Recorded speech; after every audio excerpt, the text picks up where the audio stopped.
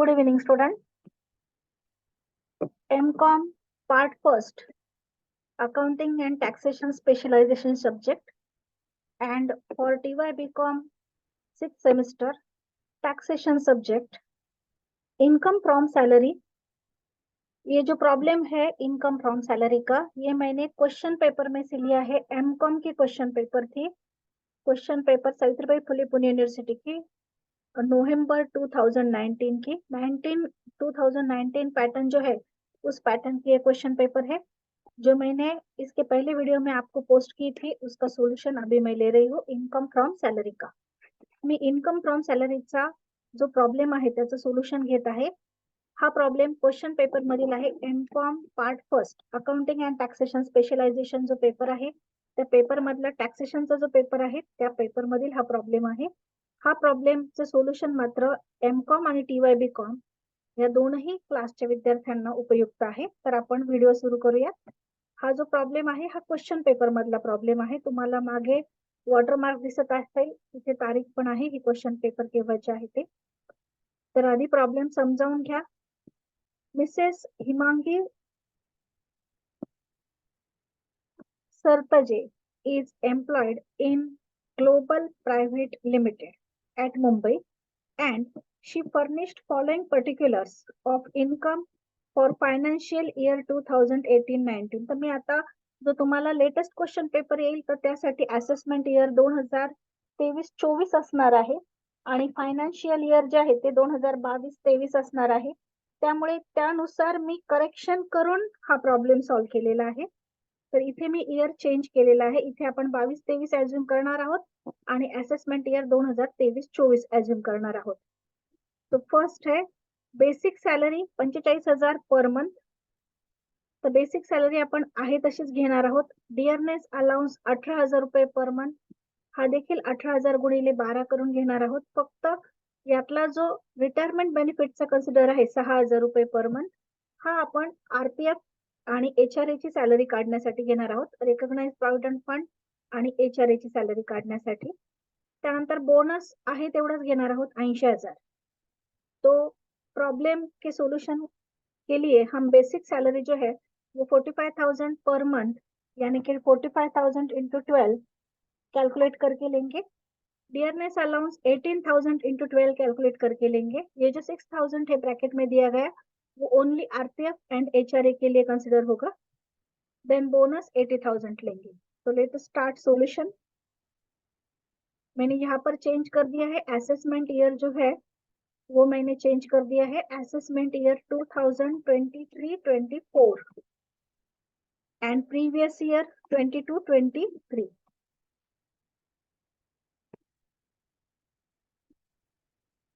Computation of income from salary of Mrs. Hemangi।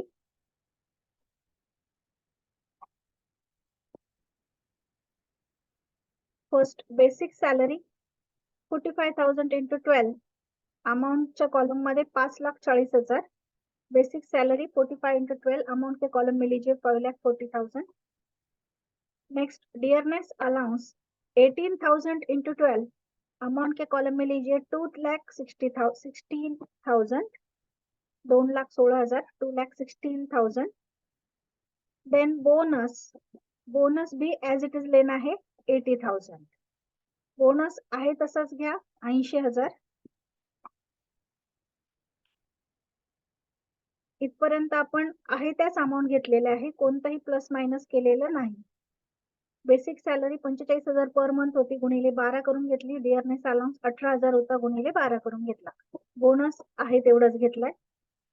Next interest on recognised provident fund 13% rupees 1,17,000। Interest on recognised provident fund 13% 1,17,000 आहे। आपल्याला interest on provident fund जो आहे तो 9.5% exempted मिळतो। मग 9.5% कसा काढायचा? 9.5%। तर आपण 1,17,000ला 13 ने भाग देणार आणि 9.5 ने गुणणार। Interest on recognised provident fund 13% के लिए 1,17,000 है, तो एग्जम्पशन कितना मिलता है? 9.5% मिलता है। तो 9.5% कैसे कैलकुलेट करना है? तो 1,17,000 को 13 से डिवाइड करना है एंड 9.5 से मल्टीप्लाई करना है। इस तरह से हम लेंगे interest on recognised provident fund 13% के लिए जो अमाउंट है वो इनर कॉलम में लीजिए 1,17,000।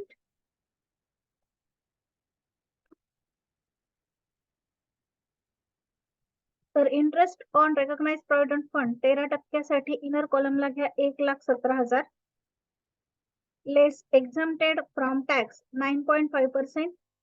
तर हे कॅल्क्युलेशन आपण कसं केलं 1,17,000ला 13ने भाग दिला आणि 9.5 ने गुणलेले अमाऊंट आलेली 85,500 लेस करून आउटरला 31,500। Interest on recognised provident fund 13% हमने इनर कॉलम में लिया 1,17,000, उसमें से 9.5% लेस किया, लेस एग्जाम्प्टेड 9.5%। तो वैसे कैसे कैलकुलेट किया तो 1,17,000 को 13 से डिवाइड किया, 9.5 से मल्टीप्लाई किया और अभी ये जो एग्जाम्प्टेड फिगर है वो माइनस करके आउटर कॉलम में 31,500। नेक्स्ट है एम्प्लॉयर्स कॉन्ट्रीब्यूशन टू आरपीएफ। यहाँ पर बताया गया है employer's contribution to recognised provident fund 15% of salary. तो अभी रिकॉग्नाइज प्रोविडेंट फंड के लिए सैलरी कैलकुलेट करनी है, तो salary is equal to basic plus DA, लेकिन डीए कौन सा लेना है रिटायरमेंट बेनिफिट का, plus commission at fix rate, लेकिन इस प्रॉब्लेम में कमिशन नाही है। आरपीएफ साठी जी सॅलरी काढायची आहे ती सॅलरी 15% काढण्यासाठी आपल्याला सॅलरी म्हणून काय कन्सेप्ट आहे तर बेसिक प्लस डीए रिटायरमेंट बेनिफिटचा हवा किंवा पर्सेंटेज मधला आणि कमिशन ऍट फिक्स रेट, पण इथे कमिशन नाही म्हणून आपण दोनच अमाउंट घेणार आहोत, एक बेसिक आणि दुसरी डियरनेस अलाउंस। तो वर्किंग नोट लीजिए, working node first contribution to RPF, employers contribution to RPF 15% of salary, salary is equal to basic plus DA in bracket retirement benefit plus commission at fixed rate। तो basic salary है 5,40,000 plus DA है 72,000। 72,000 कहाँ से आया तो bracket में जो दिया गया था 6,000 रिटायरमेंट बेनिफिट का उतना ही लेना है 6,000 इंटू 12। आपण बेसिक सॅलरी घेतली 5,40,000 प्लस डीए जो आहे तो रिटायरमेंट बेनिफिटचा घेतला फक्त 6,000 गुणिले 12 म्हणजे 72,000। टोटल सॅलरी आली 6,12,000। आता 6,12,000च्याच 15% काढायचं, 6,12,000 की 15% अमाउंट निकालनी है, तो 15% of 6,12,000 is equal to 91,800 and exempted कितनी है तो एग्जाम्प्टेड अमाउंट है 12%, तो 12% भी हम 6,12,000 के ऊपर ही कैलकुलेट करेंगे। एग्जाम्प्टेड अमाउंट किती आहे आरपीएफ ची तर 12% आहे, म्हणून 6,12,000वर 12% काढली ती आलेली आहे 73,440। मग आपण आधी 15% अमाउंट घेणार स्टेटमेंटला आणि त्यातून 12% अमाउंट वजा करणार आहोत। Employer's contribution to RPF 15% of salary 91,800 less exempted note 1 73,440, outer के कॉलम में 18,360, आउटरच्या कॉलम में 18,360 आउटरच्या कॉलम मध्ये घ्या। नेक्स्ट है कंट्रीब्यूशन के बाद she is provided with furnished accommodation a spacious bungalow at Mumbai own by employer. The fair rental value of bungalow is 30,000 per month. Cost of furniture rupees 1 lakh. Rent paid for accommodation by Mrs. Hemangi rupees 9,000 per month. Accommodation provide किया है, तो ये जो accommodation है वो employer का खुद का है, ओन बाय एम्प्लॉयर। अकोमोडेशन मालकाचं स्वतःचं आहे, जेव्हा मालकाचं स्वतःचं अकोमोडेशन असतं तर त्यावेळेला आपण काय विचारात घेतो तो पॉप्युलेशन विचारात घेतो। मग मुंबईची पॉप्युलेशन नक्कीच 25%पेक्षा जास्त आहे, म्हणून व्हॅल्युएशन जे आहे ते सॅलरीचे 15% येणार आहे। जो एसएससी है वो मुंबई में रहता है, तो मुंबई की जो पॉपुलेशन है वो एक्सीडिंग 25 लाख है, 25 लाख से ज्यादा है, तो वैल्यूएशन आएगा 15% ऑफ सैलरी एंड उसमें फर्नीचर के 10% अमाउंट हम ऐड कर देंगे और जितना रेंट हेमंगी यानी कि एसएससी ने पेड किया है उतना हम लेस करेंगे. सो उसके लिए वर्किंग नोट लीजिए. त्यासाठी आपण वर्किंग नोट घेणार आहोत. तर वर्किंग नोट घ्या. Working note, valuation of accommodation, valuation of accommodation. So accommodation, house owned by employer. So and population भी यहाँ पर राइट डाउन कीजिए. In bracket population of Mumbai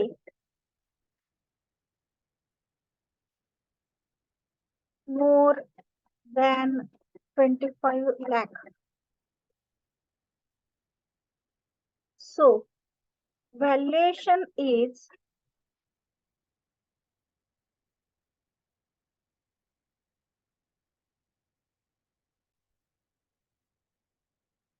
is equal to 15% of salary. आता इथे salary म्हणून काय concept आहे तर बेसिक प्लस डीए रिटायरमेंट बेनिफिटचा plus commission plus bonus plus fees plus all taxable allowances plus allowances paid in cash. यहाँ पर salary की क्या कंसेप्ट है तो basic plus DA retirement benefit का plus commission plus bonus plus fees plus all taxable allowances plus allowances paid in cash. तो इस problem में क्या क्या आया है तो इस प्रॉब्लम में सैलरी है basic 5,40,000 plus bonus retirement benefit का 72,000 plus sorry DA retirement benefit का 72,000 प्लस बोनस 80,000. टॅक्सेबल अलाउन्सेस वगैरे नाही आहे. या प्रॉब्लेम मध्ये बेसिक आहे, डीए आहे रिटायरमेंट बेनिफिटचा आणि बोनस आहे.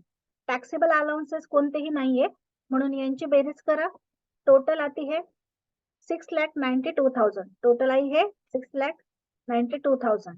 सो 15% of 6,92,000 is equal to 1,03,800.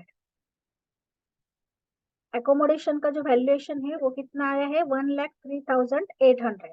अकोमोडेशनचं valuation आलं 1,03,800. त्यामध्ये फर्निचरच्या 10% ऍड करा. ऍड 10% ऑफ फर्निचर यानी कि 10,000. फर्निचरच्या 10% 10,000 रुपये ऍड करा. So 1,03,800 plus 10,000 is equal to 1,13,800. Less rent paid by Hemangi. Hemangi किती रेंट पेड करते 9,000 मंथली. मग 9,000 गुणिले 12 9,000 into 12 is equal to 1,08,000. Minus करने के बाद जो स्टेटमेंट में हम एकोमोडेशन लेंगे वो आएगा 5,800. अपन स्टेटमेंट मध्ये घेणार आहोत 5,800 रुपये. So valuation of accommodation note number 2. Valuation of accommodation, rent free नहीं है, कंसेशनल रेंट है. So valuation of accommodation 5,800. Next item servant provide केलेले आहेत. Company has been provided with the facility of sweeper, watchman and servant who are paid by employer 3,000 per month, 3,600 per month and 3,400 per month. So ये जो है sweeper, watchman, servant, तो इनके जो salary है वो हम इसमें सैलरी में इंक्लूड कर देंगे. 3,000 per month, 3,600 per month, 3,400 per month. Sweeper, watchman आणि सर्वंटची सॅलरी आपण पगारामध्ये ऍड करणार आहोत. एंड नेक्स्ट बताया गया है maintenance charges including driver salary are paid by employer. Maintaining charges जे आहेत गाडीचे तर त्यामध्ये ड्रायव्हरची पण सॅलरी इन्क्लूड आहे पेड बाय एम्प्लॉयर म्हणून. एम्प्लॉयर कडनं पेड झाली तिचं कॅल्क्युलेशन आपण सेपरेट करणार आहोत. आधी आपण जे डोमेस्टिक सर्वंट आहेत ते घेणार आहोत. सो स्टेटमेंट मध्ये या. स्टेटमेंट में लीजिए domestic servants sweeper 3,000 into 12 36,000. Watchman 3,600 into 12 43,200. Servant 34,000 into 12 40,800. या तीन की बेरीज आउटरला 1,20,000, इन तीनों की टोटल आउटर कॉलम में 1,20,000। जो ड्राइवर की सैलरी है वो बाद में हम कैलकुलेट करेंगे। Next, hospital bill reimburse by employer 40,000 fully taxable है। Hospital bill reimburse by employer fully taxable है, आउटर के कॉलम में लीजिए 40,000। अभी valuation of motor car calculate करना है, तो वैल्यूएशन ऑफ मोटर कार के लिए यहाँ पर बताया गया है, she has been provided with 1,800 cc car for both official and private purpose. The entire expenses 50,000 on running and maintenance of car borne by employer. आणि इथे काय सांगितलं होतं, यहाँ पर क्या बताया गया था, maintenance charges including driver salary paid by employer. So इसमें ड्राइवर की सैलरी भी इंक्लूड है 50,000 में। तो वैल्यूएशन लेते वक्त हम ये देखेंगे कि कार किसकी है and running and maintenance expenses कौन दे रहा है। तो she has been provided with 1,800 cc car for both purpose official and private, running and maintenance expenses borne by employer. So 1,600 cc के से ज्यादा है 1,800, 1,600 cc पेक्षा 1,800 cc जास्त आहे, म्हणून व्हॅल्युएशन आपण घेताना घेणार आहोत 2,400 पर मंथ। सो हम वैल्यूएशन लेंगे 2,400 पर मंथ, क्योंकि running and maintenance employer they रहा है और उसमें ड्राइवर की जो सैलरी है वो 900 पर मंथ ऐड कर देंगे। तो उसके लिए नोट लीजिए, valuation of motor car, note number 3, valuation of motor car 1,800 cc above 1,600। Car जो है 1,800 cc की आहे, कार जी आहे ती 1,800 cc ची आहे, म्हणजे 1,600 cc पेक्षा जास्त आहे आणि ड्रायव्हरचे 900 रुपये आपण ऍड करणार आहोत। मग 1,800 cc आहे म्हणजे 1,600 cc पेक्षा जास्त आहे, म्हणून 2,400 रुपये पर मंथ कारचं व्हॅल्युएशन येईल आणि प्लस 900 रुपये ड्रायव्हर सॅलरी गुणिले 12 महीने अमाउंट येईल 39,600। मोटर कार का जो वैल्यूएशन है वो 1,800 cc कार है, इसलिए अबव 1,600 होगी तो वैल्यूएशन आता है 2,400 per month plus driver salary 900 per month. सो इनकी टोटल कर दी हमने इंटू 12, अमाउंट आई है 39,600। सो वैल्यूएशन इज 39,600। स्टेटमेंट में लिखिए valuation of motor car 39,600। Then gas water and electricity जो है वो एम्प्लॉयर प्रोवाइड कर रहा है। गॅस वॉटर आणि इलेक्ट्रिसिटी जी आहे ती एम्प्लॉयरने प्रोव्हाइड केलेली आहे 36,000 रुपये, फुल्ली टॅक्सेबल आहे आणि प्रोफेशनल टॅक्स आपण वजा करणार आहोत। Gas water and electricity fully taxable है, सो ऐड कर दीजिए सैलरी में गैस वाटर एंड इलेक्ट्रिसिटी 36,000। अभी टोटल करनी है आउटर कॉलम की, आपल्याला आता बाहेरच्या कॉलमची टोटल करायची आहे। 5,40,000 plus 2,16,000 plus 80,000 plus 31,500 plus 18,360 plus 5,800 plus 1,20,000 plus 40,000 plus 39,600 plus 36,000 is equal to 11,27,260 less deduction under section 16। Under section 16 के जो डिडक्शन है उसमें फर्स्ट आता है स्टैंडर्ड डिडक्शन, वो फिक्स है 50,000। देन एंटरटेनमेंट अलाउंस, ये सिर्फ गवर्नमेंट एम्प्लॉयज के लिए होता है। एंड नेक्स्ट है प्रोफेशनल टैक्स, जो प्रॉब्लम में दिया गया है 2,500। तो हम 11,27,260 में से 52,500 माइनस करेंगे। तो माइनस करने के बाद फाइनल आंसर जो है वो आया है 10,74,760। So income from salary is equal to 10,74,760। यहाँ पर हमारा ये प्रॉब्लम कंप्लीट हुआ है। ये एमकॉम के क्वेश्चन पेपर में आया था प्रॉब्लम, टैक्सेशन के, accounting and taxation special paper. तो ये प्रॉब्लम है एंड ये उसका सॉल्यूशन हमने ओनली यहाँ पर असेसमेंट ईयर चेंज कर दिया है।